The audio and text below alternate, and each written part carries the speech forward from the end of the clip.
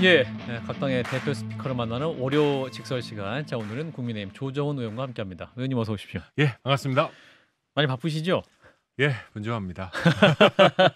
자, 주말 사이에 또 이슈가 굉장히 뜨거운 게 하나 생겼는데 김건희 여사가 토요일에 비공개 검찰 조사를 받았는데 이게 지금 현직 대통령 부인이 이제 검찰 조사 받은 건 또 사상 초유의 일이긴 한데 또 이 조사받은 장소를 두고 또 여러 가지 논란이 있긴 하네요. 의원님 어떻게 보셨습니까?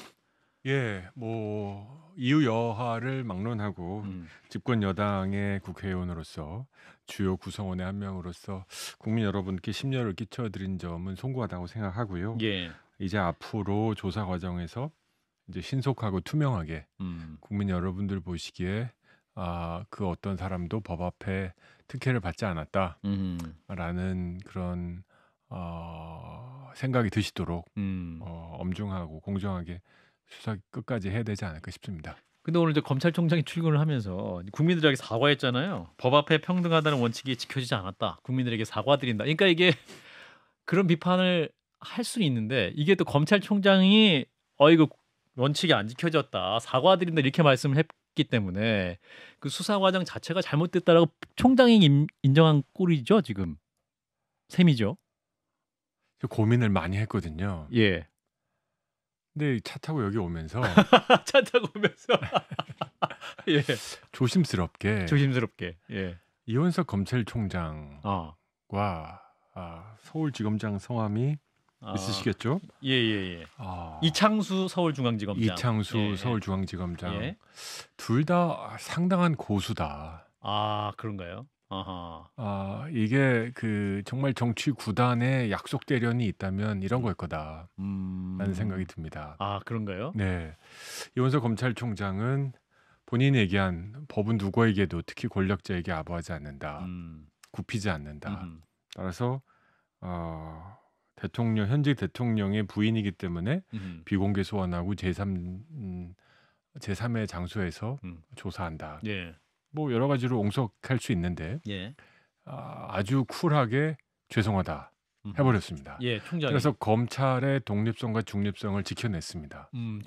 총장은 서울중앙지검은 해야 될 수사를 한 거죠. 근데 현직 대통령의 부인을 소환하는 아마 우리 헌정사상 처음이죠. 그렇죠. 현직 부인이 온 건 처음입니다. 그렇죠. 예. 아마 권양숙 여사도 퇴임 후에 오신 적은 있었는데 퇴임 이후에 아마 예. 비공개로 대면 예. 조사했죠. 그래서 뭐 사례가 없는 건 아니지만 이런 예. 논란이 있을 줄 알았고 그래서 공개를 하는 거에 대한 아주 상당한 부담이 있으셨을 거고 예. 실속을 차리기 위해서 충분하게 12시간 정도 소환을 해서 조사를 했다. 그래서 조사했다는 사실도 했고 예. 또 검찰이 뭐 권력에 고개를 숙였다. 가 아니라 검찰이 국민에게 고개를 숙이고 사과했다. 야, 이원석 검찰총장과 이창수 서울중앙지검장 만약에 이 눈짓으로 약속 대련을 했다면 예. 정말로 고수다. 저는 이 두 사람의 이 두 가지 행동으로 우리 국민들께서 민주당이 그렇게 지금 뭐 거의 매일같이 지금 매시간 논평을 쏟아내는 거와 별개로 드디어 현직 대통령 부인이 소환을 받으셨구나. 검찰도 당연하다는 입장 안 냈지 않습니까? 뭐 현직 대통령 부인은 무조건 비공개 소환이다. 이런 얘기하지 않고 죄송하다. 예. 그래서 죄송하다고 고개 숙이는 검찰총장한테 침뱉는 국민 많지 않거든요. 예. 그래서 두 분 모두 굉장히 고수다. 여기까지 하겠습니다. 근데 제가 정치 평론가면 더 나가겠지만 집권 여당 의원이라. 근데 지금 이원수 총장 약간 이제 의원님은 약속 대련식의 어떤 그런 추정을 하시는 것 같은데 이원수 총장은 굉장히 그 고지식한 분입니다. 저도 그렇게 알고 있습니다. 네. 원리 원칙주의자. 원리 원칙주의고. 네.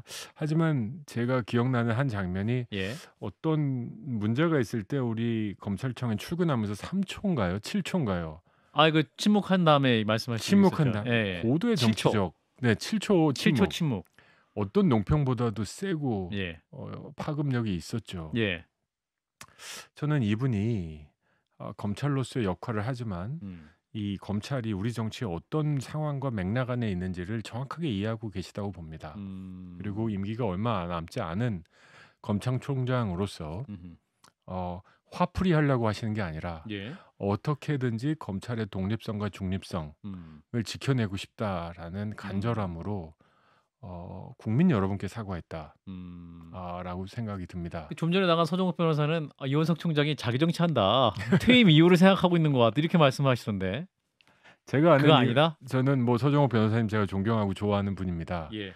제가 법사위에서 인사청문회부터 제가 겪어봤잖아요. 이원석 총장을. 그렇습니다. 그래서 그분이 얘기했던 거 저는 뭐 검찰총장 끝나고 소위 전관도 하지 않겠다.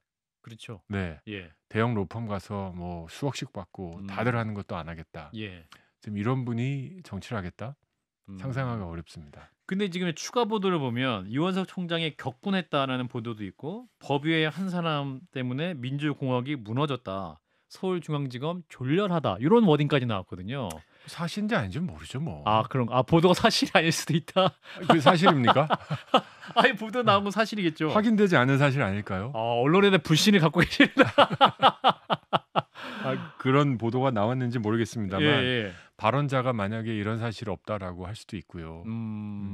저는 이원석 검찰총장의 마음은 이해합니다. 또 이 현직 대통령의 부인을 소환하는 과정에서 비공개로 했다는 또 전례도 있지 않습니까? 예. 아마 조국 장관도 아마 3차례 소환, 뭐 자녀 입시 비리, 차명 주식 투자 등등 하면서 2019년부터 3차례에 걸쳐서 비공개 소환 조사 받았고 부인 정경심 교수는 10월에 비공개 소환 조사 했으니까 비공개 소환 조사가 뭐 세상에서 처음 있는 일은 아니고요. 그 장소가 이제 검찰청사였냐 아니면 이제 제3의 장소였냐 그 부분이 차이인데 이제 검찰청사가 아니라 김 여사 측에서 찍은 곳에서 받았다. 이 부분이 이제 논란거리인 것이죠, 사실은. 뭐 그게 그렇게 논란이 될까요? 권양숙 여사도 제가 기억하기로 주거지 2009년에 부산지검 쪽으로. 부산지검 주거지 인근에서 비공개 대면 조사했고 편의를 봐준다 그럴까? 편의에 봐준다는 문제보다는 저는 실질적 내용이 중요하다고 생각합니다. 그래서 뭐 소환해가지고 한 30분 차 한잔 나누고 집에 왔다. 이건 진짜 아니죠. 네, 11시간 50분? 그렇습니다. 네, 아무리 충분히 점심시간을 들여도 수십 개의 질문 이상을 하지 않았겠습니까? 저는 뭐 그 중앙지검장에 대해서는 잘은 모르지만 이분 또한 이창수 중앙지검장 자기의 직을 걸고 수사한 건데 해야 될 질문은 다 하고 또 어느 정도 사립 판단이 끝났기 때문에 소환 조사를 마무리했다고 생각합니다. 근데 우상호 전 의원 같은 경우는 이게 지금 이제 검찰총장 패싱 논란을 보면서 대통령이 이제 한동훈 후보에 이어서 이원석 총장도 버렸다. 검찰의 몰락을 상징하는 사건이다. 이렇게 또 말씀하시던데 그거는 잘못 짚었다. 정확하게 이런 효과를 이원석 검찰총장이 노린 거다. 이런 효과를 노렸다. 나 하나가 그 비판받고 뭐 버림당했다라는 말을 들을지언정 검찰의 독립성과 중립성은 내가 끝까지 지킨 검찰총장으로 남고 싶다라는 욕심. 저는 그 발언했을 때 만약에 가정법을 써서 이렇게 했는데 이원석 검찰총장이 뭐 어쩔 수 없었다. 충분히 상의했다. 이 정도는 할 수 있다고 생각한다. 그럼 검찰의 독립에 대해서 난리 났을 겁니다. 그런가요? 검찰이 어떻게 이럴 수가 있냐? 일반 시민은 소환하고 공개 소환하고 대통령 영부인을 이렇게 봐주냐? 근데 지금 그런 얘기 하나도 없습니다. 그렇죠? 검찰이라는 조직을 보호하고 본인 스스로를 희생한 겁니다. 저는 그건 굉장히 멋있고. 왜 지난 토요일이었을까요? 조사 시기가. 그러면 금요일 대신? 월요일 왜냐하면 대신? 이제 민주당에서는 이번 주에 이제 윤석열 대통령 탄핵 청원 청문회에 이제 김건희 여사 증인 출석을 신청을 했는데 이제 출석을 하지 않으려는 면피용 빌드업이다. 그러니까 이제 출석하지 않은 이유를 지난 토요일에 검찰 조사 대면 조사를 받았기 때문에 청문회는 출석할 이유가 없을 것이다. 소명하기 위한 절차를 마련하기 위한 면피용 조사였다. 이런 해석도 있습니다. 그렇게 쓰고 본심은 뒤통수를 맞아서 기분이 나쁘다. 이렇게 읽히네요. 민주당이? 네. 그런가요? 자, 그래서 이제 민주당은 왜냐면 민주당이 계속했던 얘기가 왜 예. 검찰 소환하지 않느냐. 지난 2년 넘게 해왔던 얘기를 더 이상 할 수가 없게 됐습니다. 예. 이제는 하는 얘기가 왜 비공개 소환했냐 뭐 이거지 않습니까? 예. 소환하지 않은 거에 비하면 굉장히 궁색하죠. 그리고 다음 법사위에 무슨 질문했냐 물어보겠지만 진행하는 수사라 말씀드릴 수 없습니다. 그래야 되고요. 그렇죠? 예. 그러나 하나의 주요 공격 포인트가 이제 꺾였습니다. 뒤통수 맞아서 기분 나쁘다. 26일 날 자기네 나름대로 굉장히 큰 잔치판을 벌였는데 예. 안 나올 거고 맞고요 안 나오시는 게 잔치판에 물 뿌렸다. 검찰 수사가. 네, 뒤통수 맞아서 기분 나쁘다. 뭐 이 정도 해석합니다. 이제 민주당에서 그래서 김건희 여사 특검 카드를 더 강력하게 꺼내겠다. 이를테면 김 여사를 둘러싼 또 다른 의혹, 그러니까 임성근 전 사단장 구명 로비 의혹까지 지금 통화 녹취록까지 나온 상황에서 모든 사안에 이제 김건희 여사 통하는 것이 아니냐라고 이제 야당 측 주장입니다. 그래서 최상병 특검과 김건희 특검 내용에 포함시키겠다. 더 강력한 특검법 추진하겠다. 이런 입장 아닙니까? 어떻게 보고 계세요? 그 강력한 특검 네. 아마 앵커님도 아마 그 논평을 인용하셨으리라 짐작하는데 특검이 강력하다라는 게 무슨 뜻일까요? 정치적 특검이란 소리에 지나지 않습니다. 약한 특검이 있습니까? 그럼 지금 특검 자체가 강하죠, 사실. 네, 지금은 살살 봐주는 특검 하겠다는 소리하고 똑같습니까? 지금 특검은 살살 봐주는 특검인데 진짜 특검 하겠다? 그러니까 이런 언어를 술수했다는 것 자체가 정치적 공격 용어로 특검을 쓰고 있다. 정치적으로는 더 세게 얘기할 수 있죠. 정치적으로 더 세게 공격하겠다. 근데 지금 사실 확인하겠다고 특검한다고 주장하는 사람들이 더 강력한 특검을 하겠다. 더 세게 하겠다. 글쎄요. 지금까지 특검은 솜방망이였나? 그 본인 스스로가 이런 어휘를 씀으로써 우리 국민들에게 본인의 의도를 드러내고 말았다. 정치 특검 하고 싶다는 뜻이었겠죠. 그렇군요. 이런 가운데 이준석 전 대표 같은 경우는 임기 단축 개헌합시다. SNS 이렇게 말씀하시거든요. 그러니까 지금 너무 국민들이 피곤한 상황이다. 지금 해병대도 분열시키더니 이제는 대검과 서울중앙지검을 분열시키는 딱 한 분이 계신다. 그래서 이제 임기 단축 개헌의 때가 왔다. 그게 무슨 소리입니까? 그러니까 현 임기를 단축하자는 건가요? 그러니까 뭐 4년 임기로 단축하고 뭐 하자는 얘기가. 앞으로 대통령 얘기 아니겠습니까? 그러니까 뭐 현직도 뭐 이렇게 얘기가 되면 줄일 수도 있다라는 판단하고 있는. 본인이 사임하면 될 거지 그걸 왜 개헌을 합니까? 좀 이준석 의원님도 이제 약간 그 의정 활동 열심히 하셨으면 좋겠습니다. 의정 활동에 최선을 다해달라. 예. 굉장히 똑똑하신 분인데. 이제 초선 의원으로서 상임위 등에서 이제 본인의 성적표를 받아볼 시간이 오실 텐데 입법으로 국민 여러분들께 좀 본인의 존재감을 다시 한번 드러냈으면 좋겠다. 그런 면이라면 응원하겠습니다. 자 조정우 국민의힘 만나고 있고요. 자 국민의힘 얘기를 넘어가 보겠습니다. 내일 이제 드디어 전당대회 끝이 나는데 의원님도 이번 전당대회 굉장히 어렵게 보내셨잖아요. 거의 후보 수준으로 어렵게 보내셨는데 지금 투표율이 이전 전당대회보다 약 6%, 6.5 정도 낮게 나오고 있습니다. 지난 3.8 전대보다 6.59%포인트 최종 낮게 나왔습니다. 요인은 뭘까요? 그래서 50이 안 됐죠. 그렇습니다. 48.51. 네. 굉장히 안타까운 마음이고 송구한 마음입니다. 내 후보 모두 우리 국민 여러분께 죄송한 마음이 들어야 되지 않을까 하는 생각도 있습니다. 그리고 당연히 어대 땡, 뭐 어대 한, 어대 나 이런 거 없습니다. 돌풍이 불었으면 투표율이 이렇게 낮았겠습니까? 기대감이 있고 신선함이 있고 흥분이 있었으면 너나 나나 할 것 없이 찍었겠죠. 저도 투표했습니다. 생각보다 쉽습니다. 그렇죠. 굉장히 투표하기 모바일 쉽습니다. 투표니까 ARS도 있고 클릭하면 바로 들어가고. 의도적으로 안 하신 겁니다. 바빠서가 아니라. 그래서 우리 당원들께서 80만 중에 지금 40만 살짝 넘는 80만이 넘으니까 당원이. 그래서 내일 어떤 후보가 50%를 넘어서 확정이 되더라도 우리 전체 당원으로 치면 4분의 1밖에 안 됩니다. 25%죠. 그러네요. 네. 그러니까는 절대로 교만하면 안 된다. 절대로 자만하면 안 된다. 뭐 우리 당이 압도적인 지지를 얻어서 당선됐다 이런 얘기하면 큰일 난다. 4명 중에 1명만 지지한 겁니다.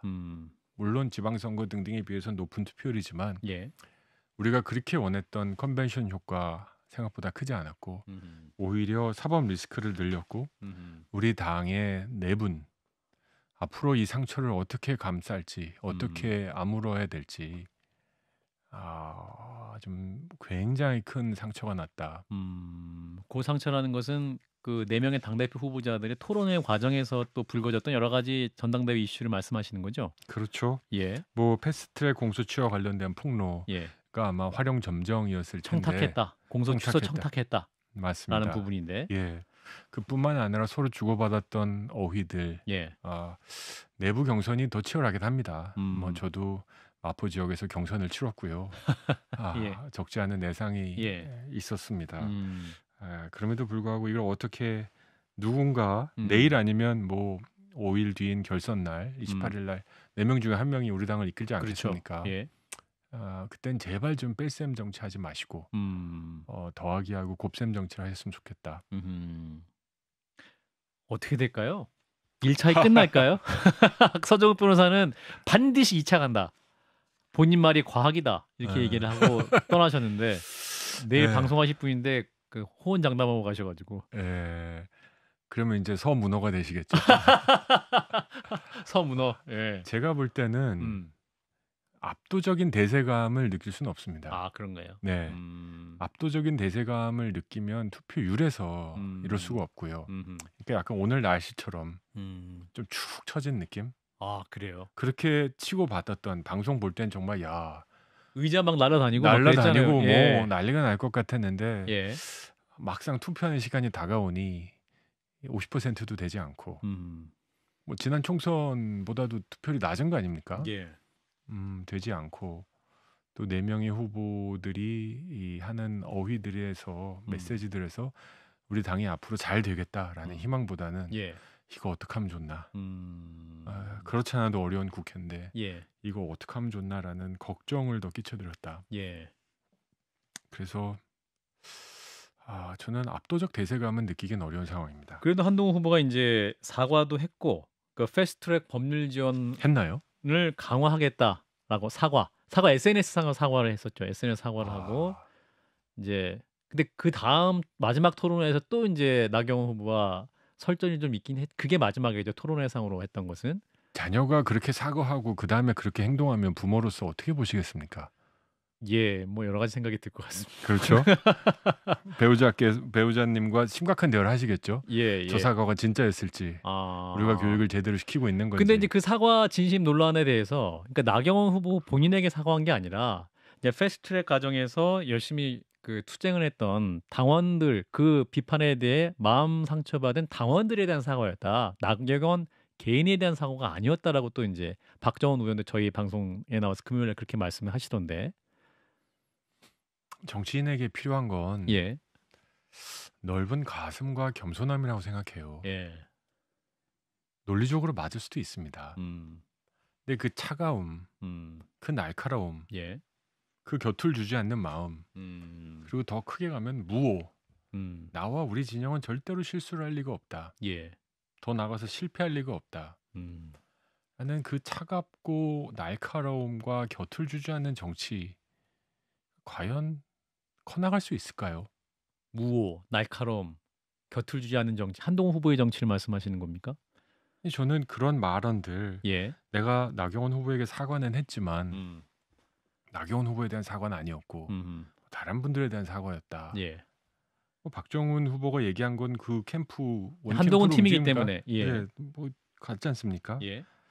저는 정치인은 자기에게 법적 과책이 없어도 정말 이렇게 비가 많이 와도 왠지 우리 책임인 것 같고 수박이 떠내려가도 왠지 우리 책임인 것 같고 대한민국의 교육받는 아이들이 힘들어해도 괜히 우리 책임인 것 같고 그럼 무한 책임을 느끼는 게 정치라는 업의 본질이라고 생각해요. 그때 아차 하셨다면서요. 저는 의도성이 없다라는 것도 잘은 모르겠습니다만 그 똑똑하신 분이 아차라고 했으면 됐다라고 할 때까지 사과하시면 안 되나요? 그러면 그분의 멋있는 게 없어지나요? 저는 이게 제일 아쉽습니다. 우리 진영에서 가장 이 보수 정치는 결국은 책임이거든요.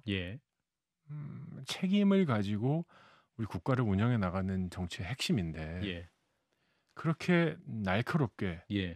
곁을 주지 않으면서 본인의 정당함과 무오설, 오류가 없음을 증명하기 위해서 다른 어떤 후보를 이렇게까지도 밟아도 된다. 라는 정치 지도자로서 너무 섬뜩합니다. 섬뜩하다. 네. 아하. 그렇지 않았으면 좋겠어요. 한동훈 후보가 갖고 있는 엄청난 자질, 재질, 뭐 우리 국민들께서 많이 박수 쳐주시고 저도 상당 부분 동의합니다. 일정 부분 옆에서 봤으니까요. 예. 근데 그걸 앞으로 더 키워나가는 정치인으로서 저에게도 하는 말입니다만 어떻게 하면 좀 더 넓어질 수 있을까? 만약에 한동훈 후보가 지금 추세대로 하면 당선이 되실 것 같은데 그러면 당정 관계, 대통령과의 관계가 어떻게 될까요? 쉽지 않겠죠. 쉽지 않습니까? 네, 이런 그러니까 방금 말씀하신 것처럼 나는 옳고 상대방은 틀리다. 근데 그 상대방이 대통령이 된다. 근데 한 가지 분명한 건 3년 정도, 거의 3년 남았죠. 예. 임기 남은 집권 여당에서 대통령의 실패를 발판으로 다음 정권을 잡겠다. 이것처럼 어리석은 가설과 가정이 없습니다. 물론 한동훈 후보는 윤석열 정부의 성공을 위해 반드시 바란다. 본인도 그렇게 말씀하고 계시기 때문에 자 이제 총선 100서 이제 전대 이후로 의원님께서 옮기시지 않았습니까? 결단하셨잖아요. 너무 네. 큰 레이스 간의 갈등이 있었기 때문에 태어나서 처음으로 속보 나와봤습니다. 자 그러면 언제 발간돼요? 인쇄는 들어갔습니까? 아닙니다. 지금 뭐 이제 출판사하고 이제 마지막 조율하고 있고요. 그다음에 한두 가지 이제 추가하고자 하는 그 문구들이 있기 때문에 정말로 이제 마지막 전체 회의를 이제 전당대회 이후에 내일 결정이 나면 이번 주에 하려고 하고요. 이번 주 출간. 네, 만약에 이제 결선을 가면 한 주 더 미뤄지겠죠. 결선을 가면. 네. 그렇군요. 근데 만약에 누군가 당선된다면 잠깐 멈춰라라고 말하면 어떻게 됩니까? 네, 뭐 그거는 저에게 하실 수 있는 권한이 없다 생각합니다. 그런가요? 네. 우리 백서 특위위원장님, TF 위원장님의 권한으로 강행할 수 있다. 뭐 내용과 시점에 대해서는 이번 비대위께서도 뭐 의견은 주셨지만 결정은 당신들이 하는 거다라고 거듭 말씀해 주셨기 때문에 그분들의 해석이 뭐 정확하게 틀렸다라고 주장하지 않으시면 내용에 대해서는 다만 이것을 뭐 누구를 공격하고 누구를 비판하는 것이 아니라 당의 발전을 위한 불쏘시개로 분명히 사용될 것입니다. 30초 나왔는데요. 이준석 전 대표가 지난주 저희 방송 나와서 대통령의 축하는 안 주고 일주일 후에 축출 시나리오 가동될 것이다. 싸울 것이다 말씀했는데 20초. 그 아픔이 있는 건 기억납니다. 이준석 대표가. 네, 그런 트라우마에서 빨리 벗어나셨으면 좋겠습니다. 그런 일은 없을 것이다. 네, 대통령 쪽에서 먼저 싸우려고 하시지는 않을지 않을까. 저는 저희 대통령 굉장히 학습 효과가 빠르신 분이다. 알겠습니다. 네. 자, 월요직설 오늘 말씀 여기까지 듣겠습니다. 국민의힘 조정훈 의원이었습니다. 고맙습니다.